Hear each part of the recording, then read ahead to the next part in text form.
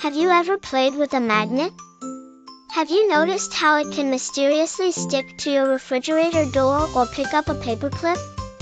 It's almost like magic. But how do magnets work?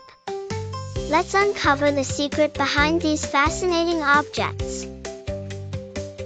Magnets have a special power. They can attract certain metals like iron, nickel, and cobalt. This amazing ability of magnets is due to something called magnetism.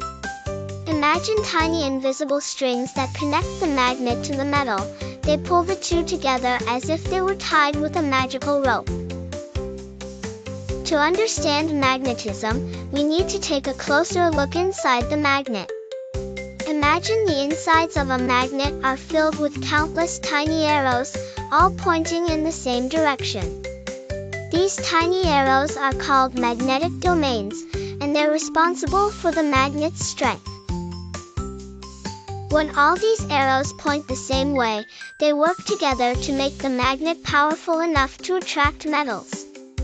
Let's talk about how these magnetic domains can be aligned to create a magnet. In most materials, these tiny arrows point in different directions, canceling each other out. But inside a magnet, these arrows line up neatly, boosting their strength. It's like soldiers marching in formation, all moving in the same direction with great force. Another interesting fact about magnets is that they have two special areas called poles, the North Pole and the South Pole. These poles are the strongest parts of the magnet. When you bring two magnets close together, something intriguing happens. If you try to push the north poles or the south poles of two magnets together, they repel each other.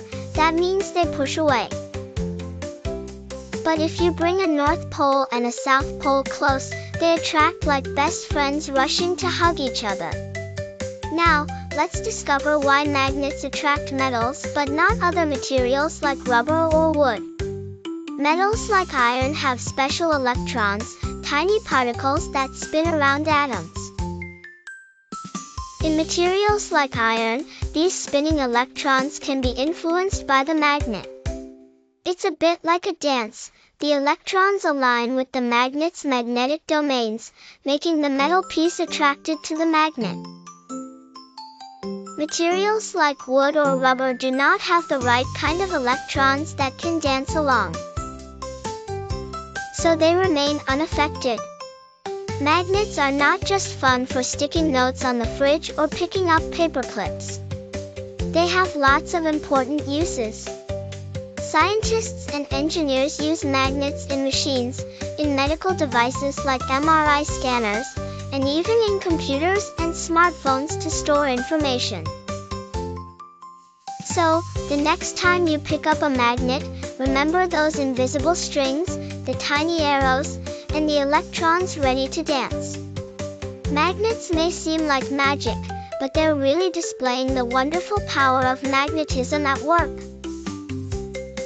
Next time you're playing with a magnet, think about all the tiny actions happening at a microscopic level, making magnets so mysterious and fun to explore.